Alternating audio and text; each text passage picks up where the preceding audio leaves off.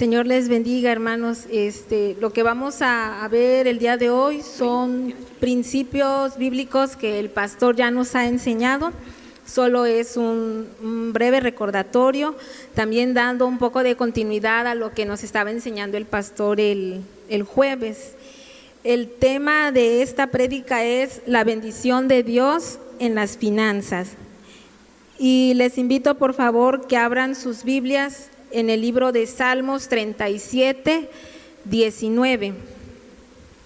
Y le vamos a dar lectura de una forma unidos. Salmos 37, 19. Amén. Dice así la palabra del Señor: no serán avergonzados en el mal tiempo, y en los días de hambre serán saciados. ¿Aquí? Gracias. En la traducción al lenguaje actual dice: cuando lleguen los días malos no pasarán vergüenzas, cuando otros no tengan comida, a ellos les sobrará. Muchos de nosotros nos hemos de sentir familiarizados en estos últimos días, meses, semanas, con frases como: es que la situación está muy difícil, es que no me alcanza, es que no hay ventas o han bajado considerablemente. En la empresa donde actualmente estamos trabajando, otra vez están recortando personal. ¿Y qué va a ser de mí, de mi familia, si la empresa donde actualmente estoy laborando llegara a cerrar? Frases como estas suelen ser comunes. También estamos escuchando cada vez más lo siguiente: ¿se acuerdan del negocio que estaba en tal calle? Pues ya no está, ya lo cerraron. Y sin darnos cuenta, poco a poco nos empezamos a sentir preocupados, abrumados de qué será de nosotros del día de mañana, y nos da temor poder enfrentar un problema financiero o una crisis económica. Una crisis económica hace referencia a un periodo de escasez en la producción o en el consumo de productos, y debido a esto muchos de nosotros somos afectados. En la Biblia encontramos ejemplos de personas que atravesaron dificultades financieras. A lo mejor no vamos a encontrar ahí, por ejemplo, en Génesis 12:10 dice: hubo hambre en la tierra y Abraham descendió a Egipto a pasar allí un tiempo. Y en Ruth 1:1 dice que aconteció en los días que gobernaban los jueces que hubo hambre en el país. A lo mejor no vamos a encontrar y Abraham pasó una situación financiera difícil, o igual en el caso de Ruth, pero la Biblia da a entender esta situación. Los problemas económicos no son nada nuevo. Desde los tiempos bíblicos podemos observar que estas situaciones ya se presentaban. Y en este tema vamos a estudiar un poco lo que son las pruebas económicas. También que en la Biblia encontramos promesas que Dios nos ha dado, y también veremos que a pesar de las promesas que Dios nos ha dado, va a ser necesario que tomemos algunas precauciones financieras. Número 1, las pruebas. En nuestro versículo de Salmos 37, 19 dice que no seremos avergonzados en el mal tiempo, y en los días de hambre seremos saciados. ¿Qué pruebas podemos encontrar nosotros en este salmo? El mal tiempo y los días de hambre. Nosotros como cristianos nos podemos enfrentar a pruebas. Una prueba es un problema que Dios permite que nosotros atravesemos para que podamos crecer y madurar espiritualmente. Es como en la escuela, ¿no? Cuando viene el examen, nos ponen a prueba para ver qué tanto hemos aprendido. Y en las pruebas nosotros nos damos cuenta en realidad cómo está nuestra relación con el Señor. En Primera de Pedro 1:6 dice de la siguiente manera: en lo cual os alegráis, aunque ahora por un poco de tiempo, si es necesario, tengáis que ser afligido en diversas pruebas. Al leer diversas pruebas, nosotros como creyentes podemos entender que podemos atravesar pruebas en la salud, pruebas con algún familiar, pero también puede hacer referencia a una prueba financiera o a una prueba económica. Los días de hambre, el mal tiempo, muy seguro pueden venir a nuestra vida. Días de incertidumbre en los cuales nosotros vamos a tener miedo de no poder cumplir con nuestros compromisos financieros. Tendremos miedo de perder el trabajo, miedo de cerrar el negocio, y debido a todo esto nosotros tenemos preocupación. En el versículo de Salmos 37 nos habla acerca de específicamente días difíciles en nuestra economía. Y como ya mencionamos, los problemas económicos no son nada nuevo. En la Biblia nosotros encontramos muchísimos ejemplos de personas que atravesaron problemas en sus finanzas. Los mencionaré rápido y las citas, y ustedes después con calma lo pueden estudiar. Nosotros encontramos que hubieron problemas financieros o crisis económicas en los tiempos de Abraham, Génesis 12, en los tiempos de Isaac, Génesis 26, crisis mundial en los tiempos de José, Génesis 47, crisis en los tiempos de los jueces, Ruth 1, crisis en los tiempos de David, segunda de Samuel 21, crisis en los tiempos del rey Acab, primera de Reyes 18, crisis en los tiempos de Eliseo, segunda de Reyes 4:38. Y así a esta lista nosotros podríamos añadir y crisis en los tiempos de, y poner nuestro nombre. Ahora, como cristianos, ¿cómo respondemos ante tales pruebas? ¿Nos enojamos con Dios? ¿Nos resentimos con Él? ¿O permitimos que estas circunstancias cambien nuestro corazón? Nosotros como cristianos podremos hacernos preguntas como: ¿por qué Dios permite que esté atravesando este problema financiero si yo soy su hijo? ¿Por qué no tengo prosperidad continua? ¿Por qué voy a atravesar esta escasez? Si recuerdan lo que dice Romanos 8:28, es un texto muy conocido. Dice que sabemos que a los que aman a Dios, todas las cosas les ayudan para bien, y en todas las cosas nosotros podemos poner esta prueba financiera. Y sabemos que a los que aman a Dios, este tiempo difícil económico nos va a ayudar a bien. ¿Por qué? Porque Dios nos quiere enseñar grandes lecciones.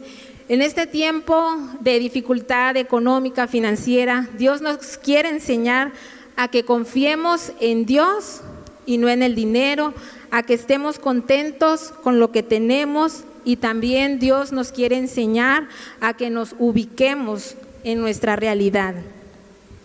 Confiar en Dios. Cuando todo va marchando bien en nuestra vida, el trabajo es estable, el negocio va resultando mejor de lo que esperábamos, hay suficiente dinero en la cartera, entonces sí resulta bien fácil cantar: en todo tiempo te alabaré. Pero cuando las cosas ya no van sucediendo como esperábamos, entonces ya no es fácil cantar. Muchas veces decimos que confiamos en Dios, pero la realidad es otra. Nosotros confiamos más en nuestro trabajo, en el negocio, en el dinero. A veces por eso Dios permite estos tiempos, para enseñarnos que tenemos que confiar en Él y no en el dinero. Eso lo encontramos en Primera de Timoteo 6:17. En la Biblia de las Américas dice: a los ricos de este mundo enséñales que no sean altaneros, ni pongan su esperanza en la incertidumbre de las riquezas, sino en Dios. También este tiempo de crisis económicas nos puede enseñar a que aprendamos a estar contentos con los que tenemos. En los tiempos de abundancia parece que nunca estamos satisfechos, siempre queremos más. Cuando se quiere cuestionar a una persona en cuanto al dinero, por lo regular se le hace la siguiente pregunta: ¿cuánto dinero quieres tener? ¿A qué cifra quieres llegar? Y la respuesta siempre será: un poco más. Como resultado, nunca estamos contentos con los que tenemos. En la casa, cuando hay abundancia, cuando tenemos de sobra, siempre estamos inventando qué adquirir, aunque no necesitemos esas cosas. Queremos un mejor celular, queremos un mejor carro, más ropa, más zapatos. Y sin darnos cuenta empezamos a tener avaricia en nuestro corazón. Es por eso que Dios en ocasiones permite que atravesemos problemas financieros para que valoremos lo que tenemos y aprendamos a estar contentos con lo que tenemos. Vamos a leer juntos Hebreos 13:5, por favor. Hebreos 13:5. Unidos, dice: sean vuestras costumbres sin avaricia, contentos con lo que tenéis ahora, porque Él dijo: no te desampararé ni te dejaré. En Primera de Timoteo 6 también encontramos que dice: porque nada hemos traído a este mundo y sin duda nada podemos sacar. Así que teniendo sustento y abrigo, estemos contentos con esto. Si hoy en día sentimos que ya no podemos más con nuestra situación económica, tratemos de aprender lo que Dios nos está enseñando. En Filipenses 4:12 y Filipenses 4:13 dice: sé lo que es vivir en la pobreza y sé lo que es vivir en la abundancia. He aprendido a vivir en todas y en cada una de las circunstancias. Y Filipenses 4:13, todos nos lo sabemos, dice: todo lo puedo en Cristo que me fortalece. Y el pastor nos enseñaba que a veces decimos todo lo puedo en Cristo que me fortalece para otras cosas, pero realmente se refiere a que podemos vivir en la escasez, podemos vivir en la pobreza también. Una prueba económica también tiene el propósito de enseñarnos a ubicarnos en nuestra realidad. Cuando tenemos suficiente dinero, cuando tenemos abundancia en la casa, podemos llegar a pensar erróneamente que es por nuestras propias fuerzas que hemos logrado algunas cosas. Creemos que tenemos el trabajo por nuestra inteligencia, por nuestra capacidad, y olvidamos que es gracias a Dios. Pensamos que es normal tener dinero, comida, trabajo. Y en ocasiones, como nos dice el pastor Elí, nos tienen que mover el banquito para que recordemos que es por el Señor que tenemos las cosas. También quisiera que me acompañaran a Deuteronomio 8. Este versículo lo estábamos leyendo el jueves. Vamos a leer unidos del 11 al 14. Deuteronomio 8, del 11 al 14. Unidos, dice así: cuídate de no olvidarte de Jehová tu Dios para cumplir sus mandamientos, sus decretos y sus estatutos que yo te ordeno hoy. No suceda que comas y te sacies y edifiques buenas casas en que habites, y tus vacas y tus ovejas se aumenten, y la plata y el oro se te multipliquen, y todo lo que tuvieres se aumente, y se enorgullezca tu corazón, y te olvides de Jehová tu Dios, que te sacó de tierra de Egipto, de casa de servidumbre. Y un versículo que para mí es de mucha enseñanza es el verso 17, y dice: y digas en tu corazón: mi poder y la fuerza de mi mano me han traído esta riqueza. Y no es así, es porque Dios nos ha bendecido, y muchas veces se nos olvida que es Dios y pensamos que es nuestra fuerza, nuestra capacidad.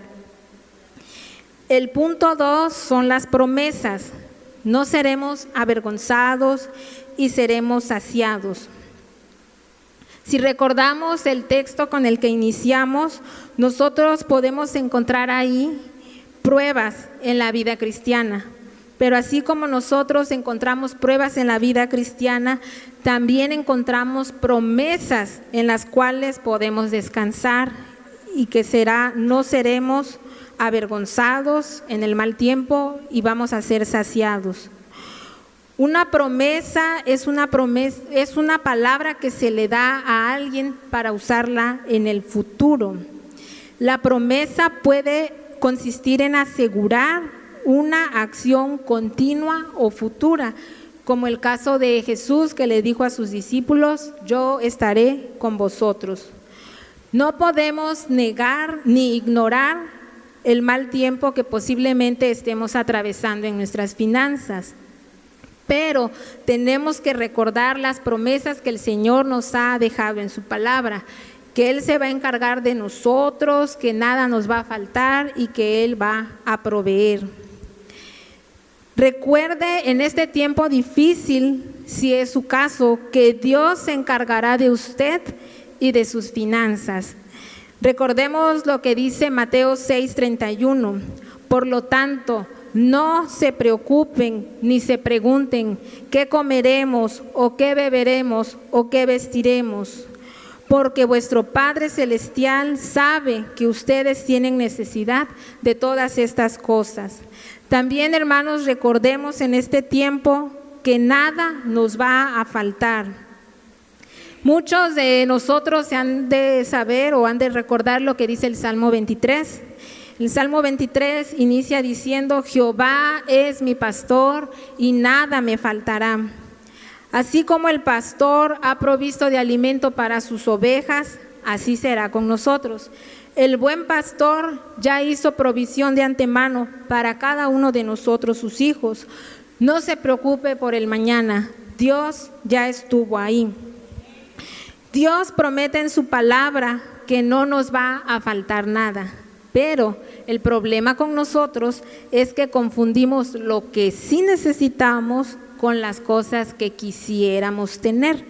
Es decir, Dios va a suplir el pan nuestro de cada día, no va a suplir nuestros antojos y nuestros caprichos.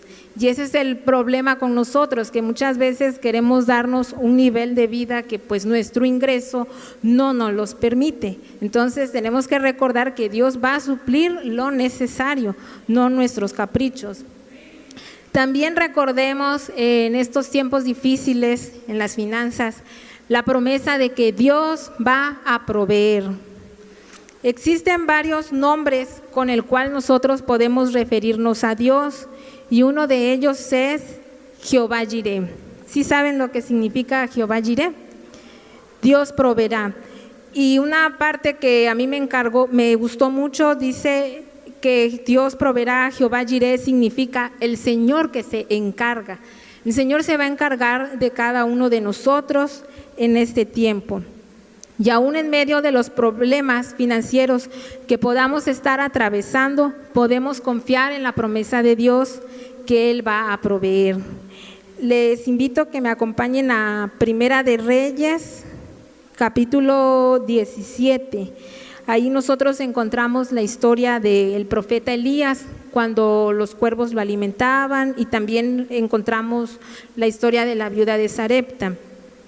Vamos a leer unidos, por favor, Primera de Reyes 17:14. Unidos, por favor. Porque Jehová, Dios de Israel, ha dicho así: la harina de la tinaja no escaseará, ni el aceite de la vasija disminuirá, hasta el día en que Jehová haga llover sobre la faz de la tierra. Nosotros sabemos que esta promesa fue dada para la viuda de Sarepta por medio del profeta Elías, y recordemos que precisamente en ese momento la tierra estaba atravesando sequía. También ahí nosotros encontramos que Dios proveía de alimento para Elías y mandaba a los cuervos que le llevaran pan, que le llevaran carne. Y recordemos que así como Dios estuvo con Elías y como estuvo con esta viuda, así va a estar con nosotros. Suena raro y suena extraño que los cuervos le llevaban de comer al profeta, pero así va a ser con nosotros en estos días. De formas raras y extrañas que no entendamos, el Señor va a proveer. Y el jueves el pastor nos testificaba de un hermano de aquí de la iglesia que el Señor suplió y proveyó de una forma rara y extraña, pero pues Dios es así. El punto 3 es que nosotros tenemos que tomar algunas precauciones. Nosotros pudiéramos decir, pues sí, sé que la estoy pasando difícil, pero bueno, yo confío en el Señor, que Él se va a encargar de mí. Sí, eso es cierto, pero también de nuestra parte tenemos que tomar algunas precauciones. Muchas veces nosotros podemos usar los textos fuera de contextos, y al ir desarrollando este tema solo nos centramos en el Salmos 37, 19. De no serán avergonzados en el mal tiempo, y en los días de hambre serán saciados. Pero habría que echar un vistazo al contexto de este texto. Y el verso anterior, en Salmos 37, 18, dice: conoce Jehová los días de los perfectos. En la Biblia de las Américas dice: el Señor conoce los días de los íntegros. Entonces podemos entender que estas promesas de no ser avergonzados y de ser saciados no va a aplicar para todos, sino solamente para las personas que son íntegras. Y el pastor Elí nos ha enseñado infinidad de veces qué es una persona íntegra.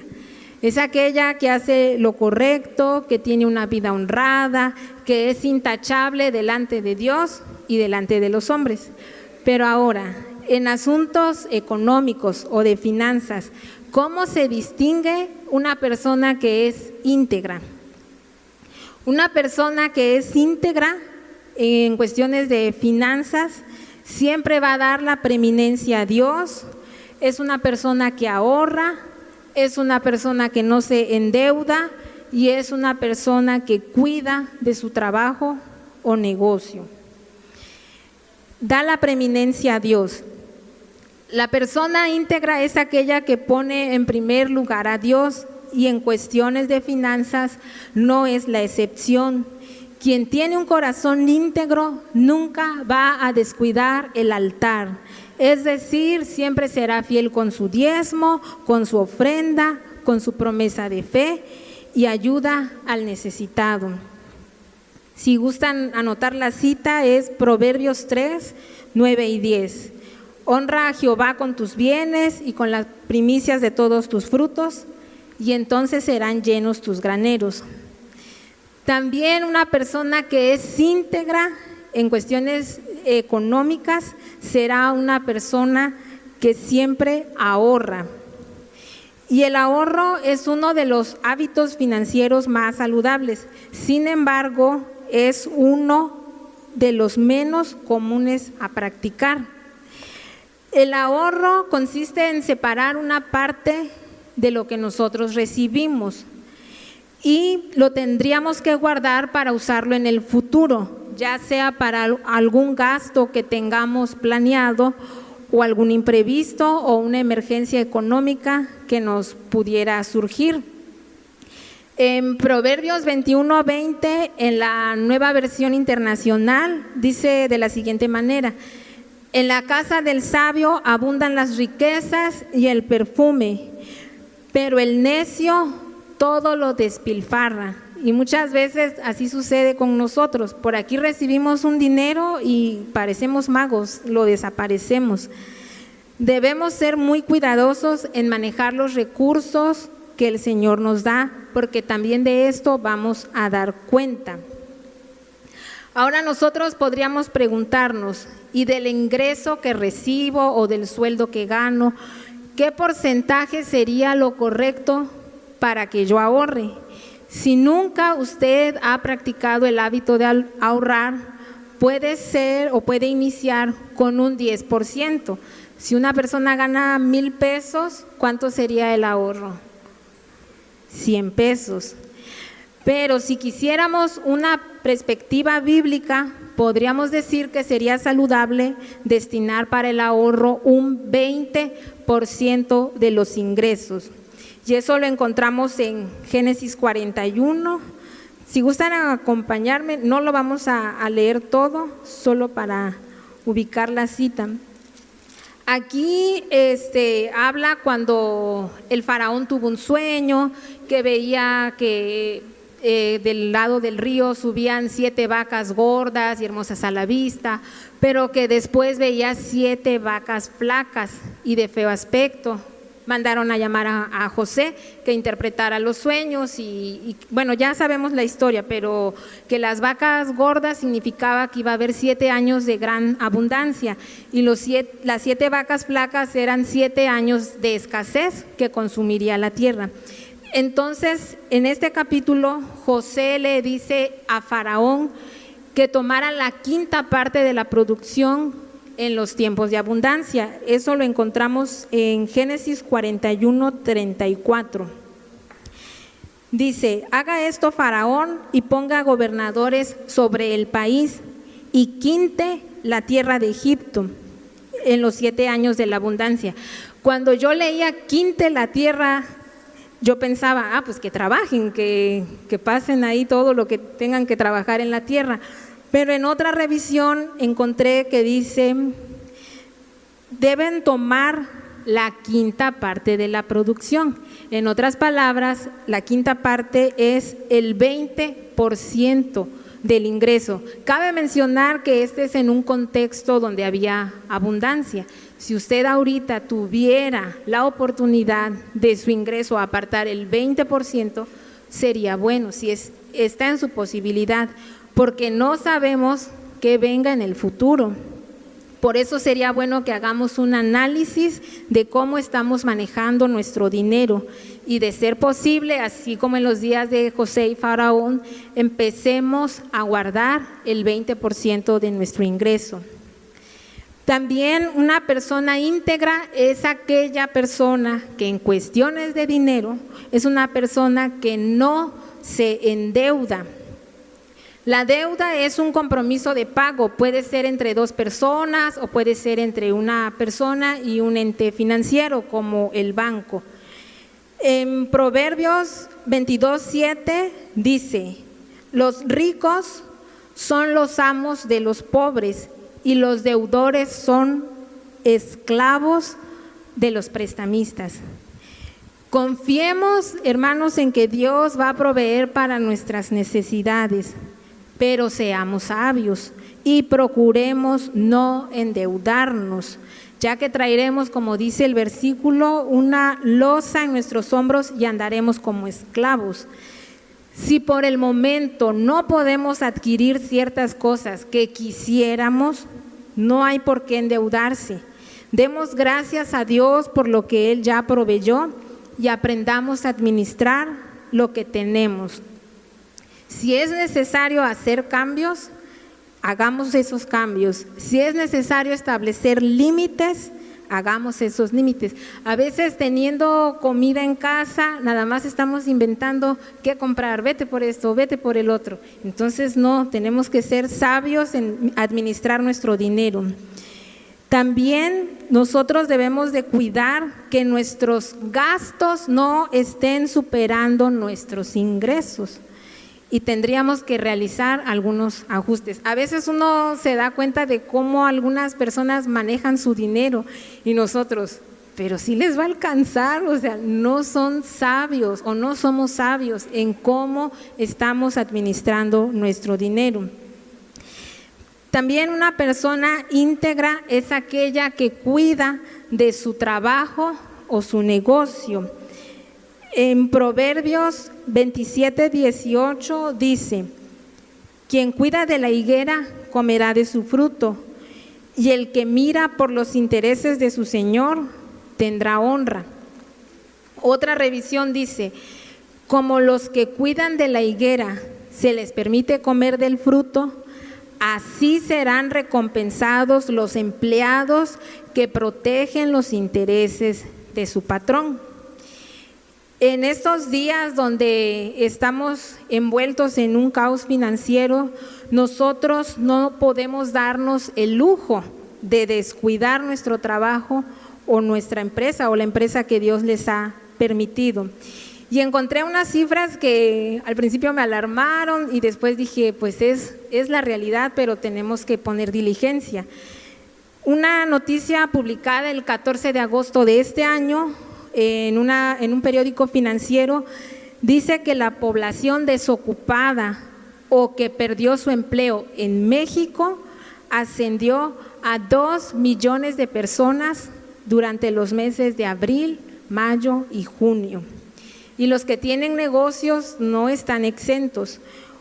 Una noticia publicada el 10 de julio del 2019 informó que en lo que va del año, o sea, este año 2019, ya habían cerrado 7,518 pequeñas y medianas empresas. Me decían mis hermanas, ¿es confiable tu información?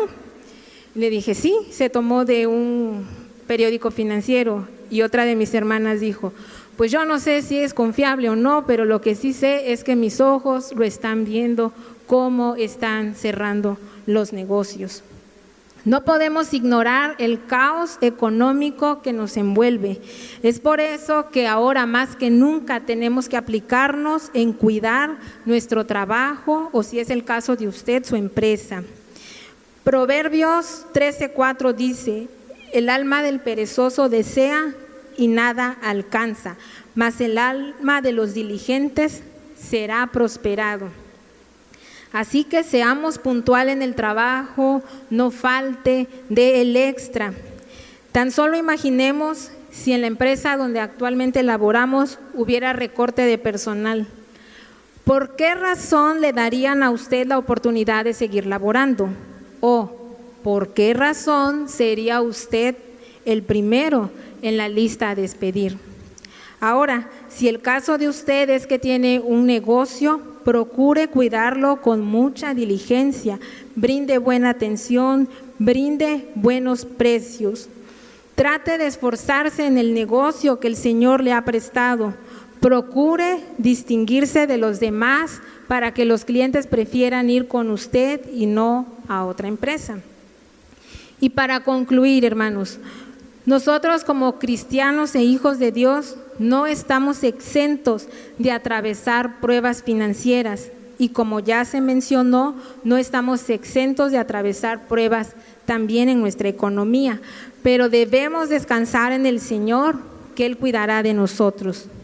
Es cierto que habrá pruebas, pero también es cierto que Dios nos ha dado promesas en su palabra que nada nos va a faltar y que Él va a suplir para todas y cada una de nuestras necesidades.